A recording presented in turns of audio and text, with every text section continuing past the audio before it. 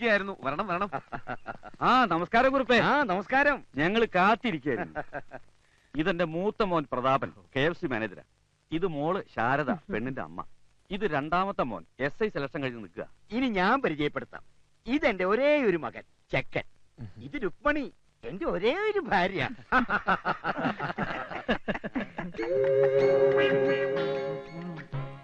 ഇതേതായി ഒരേ ഒരു വേഷം? ഇവന്റെ ഒരേ ഒരു കൂട്ടുകാരൻ. ഞാൻ ചെറുപ്പം മുതൽ ഇങ്ങനെ ജനിച്ചപ്പോഴേ ഉണ്ടായിരുന്നോ കൂളിംഗ് ഗ്ലാസ്?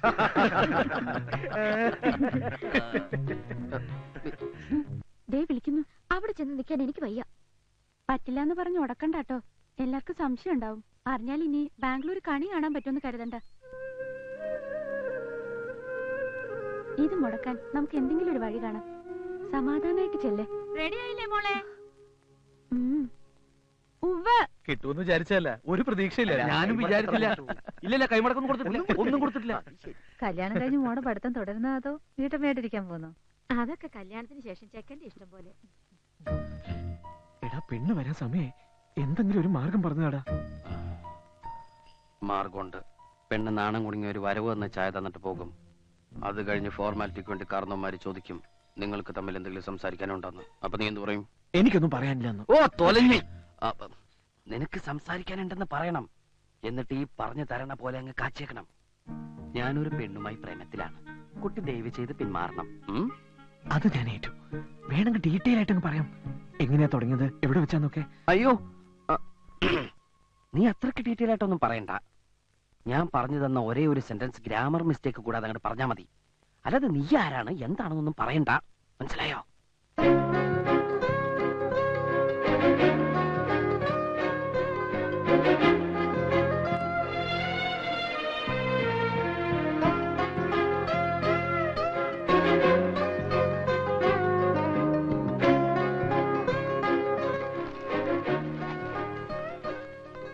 എടാ, നീ നോക്കണില്ലേ? കണ്ടു. കുട്ടി ചായ ടീപ്പോൾ വെക്കൂ. നീയും കാണുന്നില്ലേ? ഞാൻ എന്നെ കണ്ടതാ. എന്താ നിന്റെ ശബ്ദത്തിന്റെ ഒരു മാറ്റം? തൊണ്ടയിൽ കിച്ച് കിച്ചാണ്. മോളകത്തേക്ക് പൊക്കോളൂ.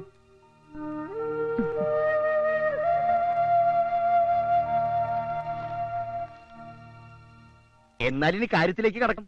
അതിനു മുമ്പ് കുട്ടികൾക്ക് എന്തെങ്കിലും സംസാരിക്കാനുണ്ടെങ്കിൽ. എനിക്ക് സംസാരിക്കണം. ഇവരിച്ചിരി ആക്രാന്തം കൂടിയോ? അവൻ കൊച്ചു പയ്യനല്ലേ. എണീറ്റ് പോടാ. ഞാൻ പറഞ്ഞില്ലേ, എനിക്കൊന്നും സംസാരിക്കാനില്ല.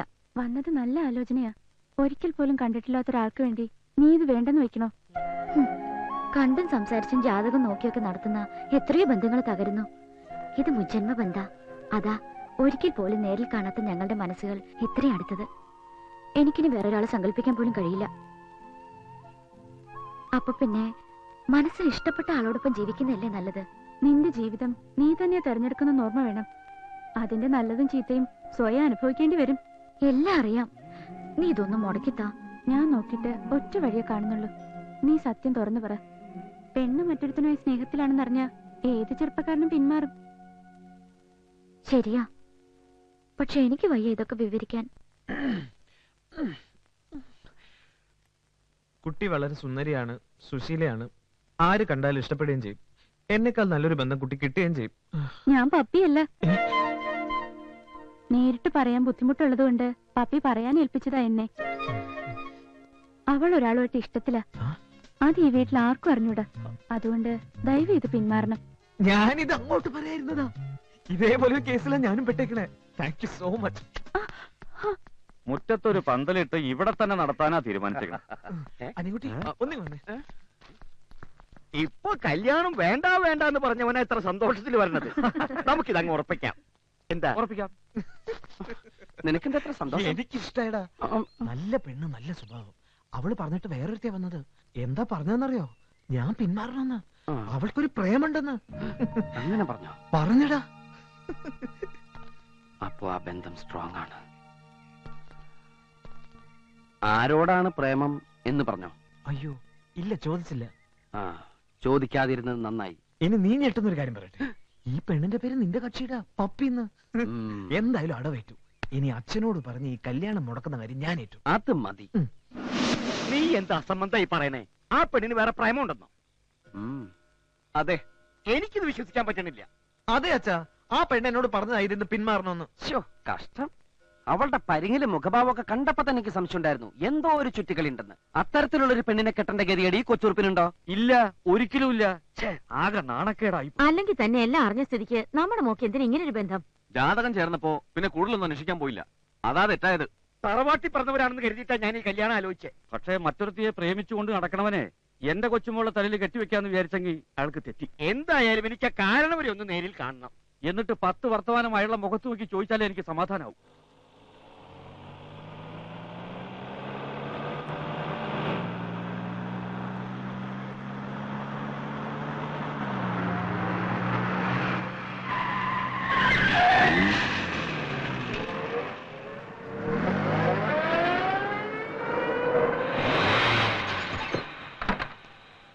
നാലു പേരോട് അഭിമാനത്തോടെ പറയത്തക്കവണ്ണം നല്ലൊരു തറവാട്ടി പിറന്നവനാ ഞാൻ.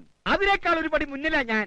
എന്നിട്ടും താൻ തന്റെ മോനൊരു ലൈൻ ഉണ്ടെന്നുള്ള കാര്യം മറച്ചു വെച്ചു. ലൈനിന്റെ കാര്യം എന്റെ മോന്റെ തലയിൽ വെച്ച് കേട്ടാൻ നോക്കണോട് വാരേ.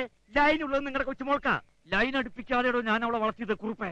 എന്നിട്ടാണോ പിന്മാറണമെന്ന് പറഞ്ഞ് നിങ്ങളുടെ കൊച്ചുമോൾ എന്റെ മോന്റെ കാല് പിടിച്ചത്? അത് തന്റെ മോൻ എന്റെ മോളോട് പറഞ്ഞതല്ലേ, മാറ്റി പറയുന്നത് തറവാടെടുത്തിട്ട് ചേർന്നതല്ല.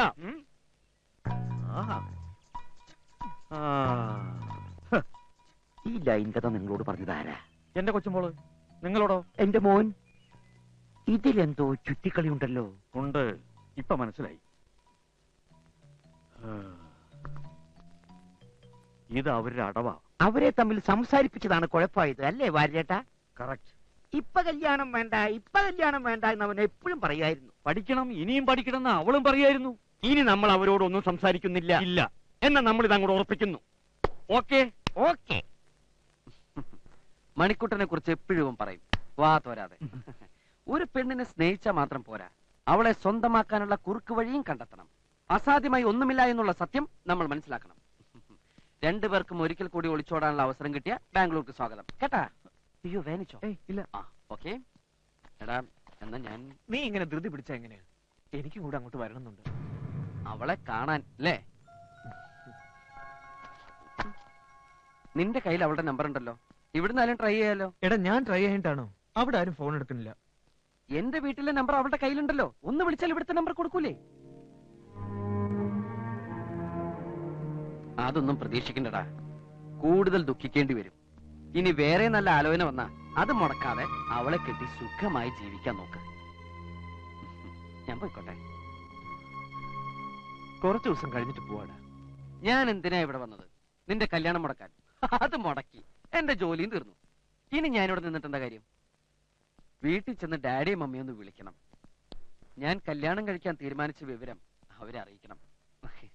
പറ്റുമെങ്കിൽ അവരെ വരുത്തണം. എന്റെ പപ്പയെ കൊണ്ടേ കാണിക്കണം. എന്ത് റിസ്ക് എടുത്തിട്ടാണെങ്കിലും അവളെ കൊണ്ട് സമ്മതിപ്പിക്കണം. 100 കാര്യങ്ങളടാ. അച്ഛൻ വന്നിട്ട് പോവാടാ. അതിന് നിന്റെ അച്ഛൻ അവരെ തല്ലാൻ പോയിരിക്കല്ലേ? തല്ലി പിരിഞ്ഞൊക്കെ വരുമ്പോ നേരം വൈകും. നീ അമ്മയെ വിളിക്കും, ഞാൻ യാത്ര പറയട്ടെ. അച്ഛൻ വന്നു.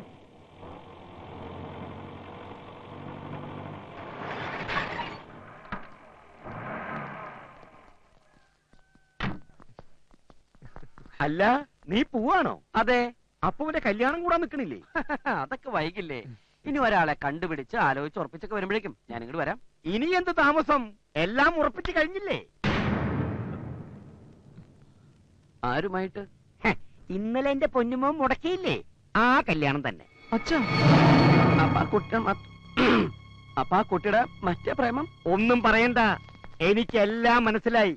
രണ്ടുപേരും ഒന്നറിഞ്ഞാ മതി, കേട്ടുടനെ ഉണ്ടാവും. ഞാൻ പോണില്ല. ഉറപ്പിച്ച സ്ഥിതിക്ക് ഇനി പോയിട്ട് എന്താ കാര്യം?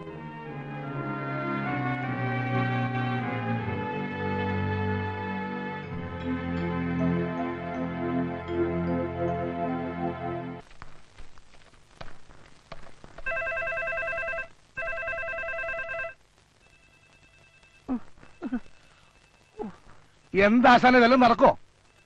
റിങ് ചെയ്യുന്നുണ്ട്, എടുക്കുന്നില്ല. റിങ് ചെയ്താൽ എടുക്കുന്ന നമ്പറായിട്ടേ ദേ ഇവിടെ ഒത്തിരി പേരുണ്ട്. ഒന്നൂടെ.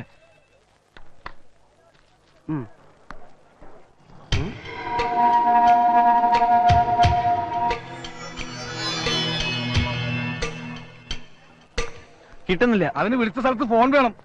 ഫോൺ എടുക്കുന്നില്ല. എനിക്കൊന്ന് ഫോൺ ചെയ്യണം.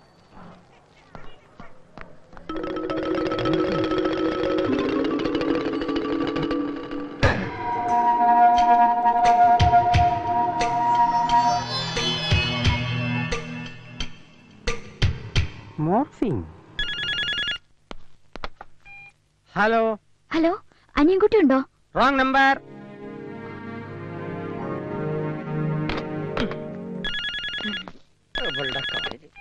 റോങ് നമ്പർ ആണെന്ന് പറഞ്ഞല്ലേ? താനെന്തിനാ ചൂടാവണേ? ഓ, അനിയൻകുട്ടിയായിരുന്നോ? എന്റെ പൊന്ന അനിയൻകുട്ടി, ആ പെണ്ണ് എനിക്ക് സ്വൈരം തരുന്നില്ല. 24 മണിക്കൂറിനുള്ളിൽ 240 തവണ ഫോൺ ചെയ്യും. അവളും അടുത്ത് പിന്മാറിയില്ലല്ലേ? എവിടെ? ആ, നിന്റെ ഡാഡി വിളിച്ചിരുന്നു. ഞാൻ നിന്റെ ഈ ലവിന്റെ കാര്യം പറഞ്ഞു. നിന്റെ ഡാഡി സമ്മതിച്ചു. ഉടനെ അവര് വരാന്ന്. എന്ത് കാര്യത്തിന്? അവര് വരുമ്പോഴേക്കും പെണ്ണ് വല്ലോന്റെ ഭാര്യയെ കഴിഞ്ഞിരിക്കും. നീ ആ കല്യാണം ഇതുവരെ മുടക്കിയില്ലേ? മുടക്കാൻ വെച്ച പാരം ഉറപ്പിൽ കലാശിച്ചു. ഉടനെ എന്തെങ്കിലും ചെയ്തില്ലെങ്കിൽ പപ്പി എനിക്ക് നഷ്ടപ്പെടും. അവൾ ഇതുവരെ അവനെ തിരിച്ചറിഞ്ഞിട്ടില്ലല്ലോ? ഇല്ല. എങ്കിലൊരു കാര്യം ചെയ്. നീയാണ് ഫോൺ ചെയ്യാറുള്ള അനിയൻകുട്ടി എന്നും പറഞ്ഞ് ഒന്ന് നേരിൽ കാണും. സംഗതി പൊളിഞ്ഞ പിന്നെ രണ്ടാലൊന്നും ആലോചിക്കണ്ട. എന്ത് കഠിന പ്രവൃത്തി ചെയ്തിട്ടാണേലും രണ്ടിനെയും തമ്മിൽ പിരിക്കണം. ചെയ്യായിരുന്നു. പക്ഷെ കൊച്ചൂർപ്പിനെ ഓർക്കുമ്പോ അതിനേക്കാൾ ഏറെയല്ലേ നിനക്ക് നിന്റെ പപ്പിയോടുള്ള സ്നേഹം. ആ സ്നേഹത്തിന് മുന്നിൽ നീ കാണിക്കുന്നതെന്തും ദൈവം പോലും ക്ഷമിക്കും.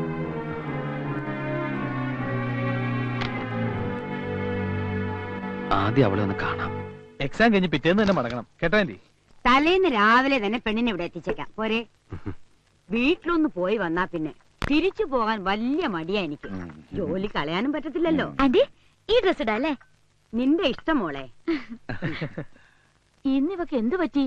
അല്ലെങ്കിൽ ബാംഗ്ലൂർക്ക് പോണ കാര്യം പറയുമ്പോ എന്നെ കെട്ടിപ്പിടിച്ച് കരയുന്ന പെണ്ണാ. ഈ എക്സാം കൂടി കഴിഞ്ഞാ പിന്നെ അങ്ങോട്ട് പോകണ്ടല്ലോ എന്ന് കരുതിയിട്ടായിരിക്കും. ഏയ്, കല്യാണം ഉറപ്പിച്ചെന്റെ സന്തോഷായിരിക്കും. അവൾക്ക് കല്യാണക്കാര്യത്തിന് താല്പര്യമില്ലായിരുന്നു, നിർബന്ധിച്ച് സമ്മതിപ്പിച്ചു. നോക്കിട്ട് വരാം.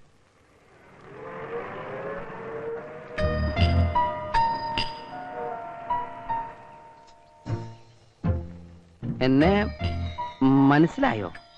ഇല്ല ഇതിനു മുമ്പ് കണ്ടിട്ടില്ലല്ലോ? ഇല്ല, നല്ല ഓർമ്മ കിട്ടുന്നില്ല. എങ്കിൽ ഇനി കൂടുതൽ ആലോചിക്കണ്ട.